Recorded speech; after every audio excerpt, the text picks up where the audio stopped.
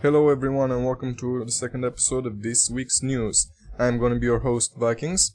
If you want to learn more about any of the news that we're going to be talking about, do check out the links in the description. I very much recommend you do that. And if you enjoy my content, please don't forget to like this video and subscribe to my channel. We have a lot to talk about this week, so let's get right to it, shall we? So the first piece of news, Ouya launches on June 4th. So it looks like the Android-powered console will launch on June 4th in the United States, Canada, and the United Kingdom for a price tag of $99.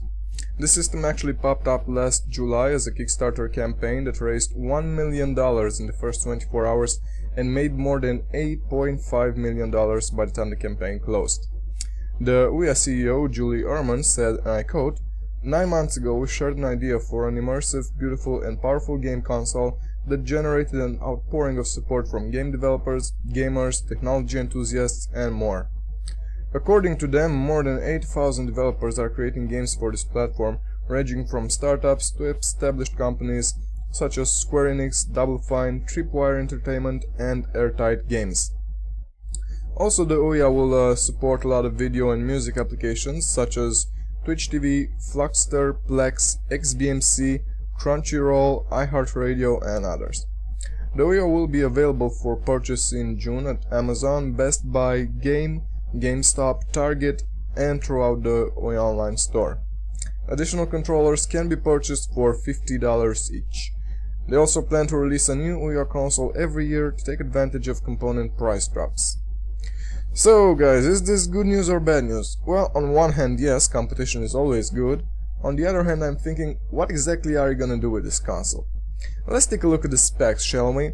The Ouya features a NVIDIA Tegra-free quad-core CPU, 1 GB of RAM, 8 GB of internal flash storage, which can expand by USB, and a 12-core NVIDIA GPU at 520 MHz, capable of 1080p HDMI output. So, how will games perform on that hardware? Well, you're definitely not going to be playing Crysis or Tomb Raider or Bioshock Infinite on it. My theory is that the success of the Ouya so far has been because it's very customizable, and mostly because, and do feel free to correct me if I'm wrong here, at the time the Kickstarter campaign launched we had no confirmation of the new Xbox and PlayStation systems, and no word about Valve working on a Steam box. So, is the Ouya gonna be able to stay competitive in today's market? Well, I feel that it will, as long as you understand why you actually buy this console. If you're looking for raw power and playing the latest games to their full potential as far as consoles are concerned at least, then this console is not for you. Although, don't get me wrong, it's pretty powerful, especially for that price tag, it's very nice, but still. What you are going to want to grab it for, however, is the freedom of customization that it offers you, both hardware and software-wise. Such as the fact that routing doesn't void warranty, you can install whatever operating system you like on it, you can run multiple emulators, and so on. And of course, for its very nice price tag of $99, which is amazing in a price-performance report if you ask me. The extra controllers, however, seem a bit excessively priced at $50 each. I mean, one controller is half the cost of the entire thing, but other than that, it looks like a solid buy for its purposes. So, I guess only time will tell us how well the Ouya is gonna do.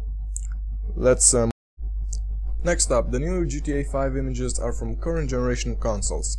Rockstar has confirmed that the new GTA 5 images that have been floating around are from current generation consoles. I'm kinda saddened by the whole GTA thing. I would have rather they waited a while, polished the game more, maybe put in more content and release it on the new generation. Cause all this means is that I'm gonna be getting a crappy console port yet again, if it even ends up coming out to PC at all. I mean, heck, it took about 5 bloody patches for GTA 4 to run on my PC. The game is set to release on September 17th for the Xbox and PlayStation 3. Mass Effect and Dragon Age games are gonna be using the Frostbite free engine. BioWare said that both Dragon Age 3 Inquisition and the next Mass Effect game are going to be powered by DICE's latest engine, the Frostbite 3. BioWare Montreal General Manager Aaron Flynn said, and I quote, For everyone who's been asking after the Battlefield 4 reveal, Dragon Age 3 and the next Mass Effect are also using Frostbite 3. It's awesome. End quote. Well, yes, I agree with this. It is awesome. The Frostbite 3 engine has a lot of improvements over the previous one, and I hope we get to see some Dragon Age 3 and Mass Effect footage soon, so we can check out exactly what they're gonna look like under the new engine. Metal Gear Solid 5 finally unwrapped. At the GDC conference in San Francisco, Hideo Kojima, creator of the Metal Gear series, finally revealed Metal Gear Solid 5. Kojima said, and I quote, "The Phantom Pain and Ground Zeroes put together is Metal Gear Solid 5." End quote. He went on to pick up an Xbox controller, though he said the game was running on a PC, and played through a section of the game's tutorial. The best thing about Metal Gear Solid 5 in my opinion is that it's gonna be an open world game, as was promised at the announcement of Ground Zeroes back in August. Kojima noted, however, that the tutorial hospital crawling scene was on rails to get the player used to the game's controls. Well, great news if you ask me. The Metal Gear franchise has been, so far in my opinion, awesome, just amazing. And I just hope that this time the game does come out for PC and that we get a decent port with proper controls, unlike Metal Gear Solid 2 Substance. $138 million loss for Square Enix. Man, that's a lot of money. The article states, blaming weak sales of big console titles, including Tomb Raider and Sleeping Dogs, Japanese video game publisher Square Enix said Tuesday that it expects to report an extraordinary loss of about $138 million for its 2014 fiscal year, which ends on March 31. Square said that roughly $106 million of that figure would go towards a dramatic restructuring of the company. Alongside the news of the loss, Square Enix president Yoichi Wada announced his resignation. The article goes on to say, it's almost as if taking upward of 4 years to develop and publish $60 games, then praying that they sell tens of millions of copies, is becoming an unsustainable business model. Square Enix revealed specific sale figures for retail copies of Tomb Raider, 3.4 million, Sleeping Dogs, 1.75 million, and Hitman Absolution, 3.6 million, but didn't include downloadable version in its numbers. In an interview, Electronic Arts COO Peter Moore said, and I quote, "It used to be you could sit nicely in the middle and have a cost-effective game that did okay and kept developers in work, and you would do a sequel to it. Those days are behind us." End quote. Well guys, I think this is bullshit. Game consoles are rapidly becoming obsolete? Yeah right, I wish. So, let's take a look at the problem and try to analyze it. You have your first mistake right there. Those numbers only include the retail sales, not digital ones, which means that things like Steam sales, Gamersgate, Orbit, etc. were left out. That is a very stupid thing to do in my opinion. The era of retail sales and game stores is becoming obsolete.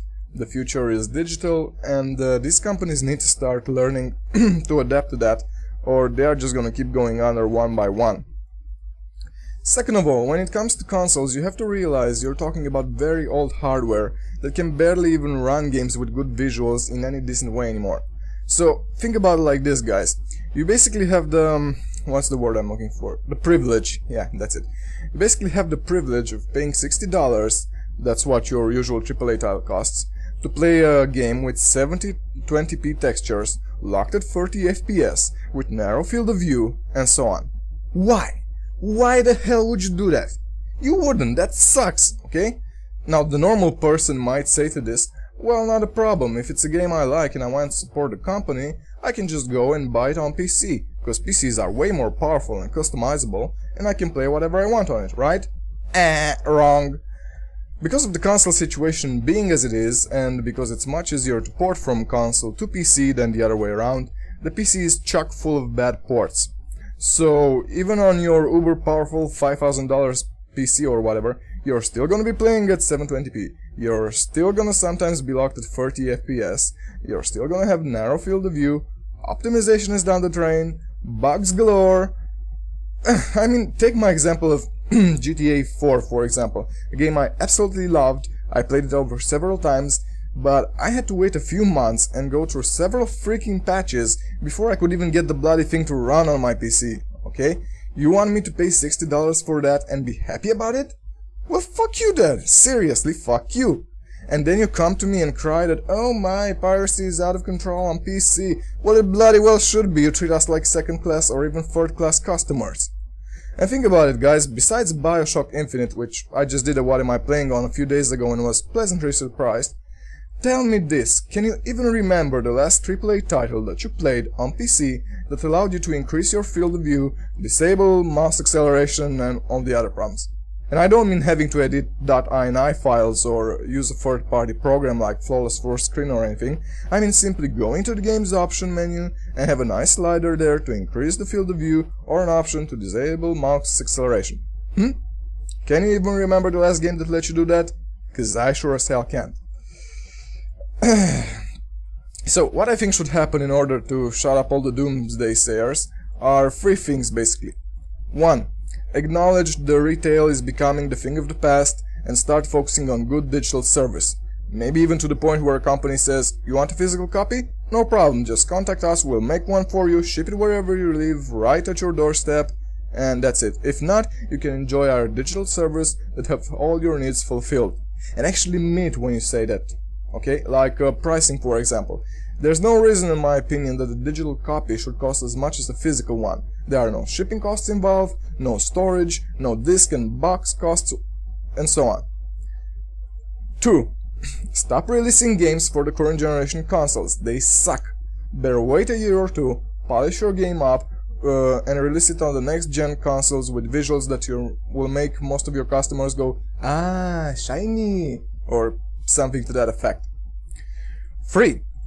Stop screwing over your PC customers. PC can be a wonderful market to sell your game in if you really cater to the market's needs. So focus more on putting out good quality games, reasonably priced, and less on combating piracy. I mean, what was your last breakthrough on that? Huh? Always on DRM? Yeah, it's been like, what, almost a month since the latest SimCity game came out, and people still can't play that darn thing properly. So once again I ask you, you want me to pay $60 for that and be happy about it? Would you? Let's move on.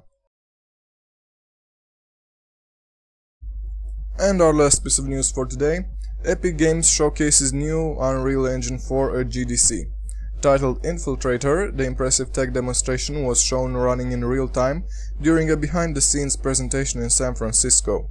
And Epic engineers manipulated lighting and other in-engine techniques to prove it. Epic claims the demo was running on the same specs used to power last year's Elemental video, the same tech demo that has now been shown to run on PlayStation 4.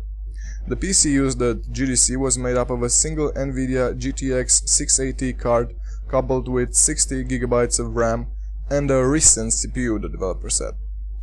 Epic's Vice President Mark Ryan hinted that Infiltrator will run on Sony's next-gen console, saying, and I quote, "Let's put it this way, last year we showed you the Elemental demo running on this same piece of hardware, and now this year we're showing you Elemental running on PlayStation 4. So I would say draw your own conclusions." So once again, very good news guys, the new Unreal Engine 4 looks awesome and I can't wait to see what good games we get out of it.